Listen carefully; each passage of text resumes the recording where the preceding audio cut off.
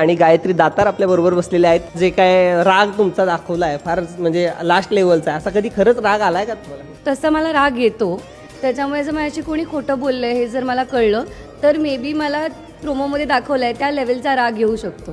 बोलताना बघितलंय का कोणाला रंगावरनं टीज करताना वगैरे असं? तो येस, लहानपणीपासून मी माझ्या आसपास ही गोष्ट बघितली आहे आणि त्याच्यामुळे मे बी ते कुठेतरी माझ्या कॅरेक्टरमध्ये मी उतरवायचा प्रयत्न करते. पण रंगामुळे खरंच एवढा फरक पडतो असं वाटते का?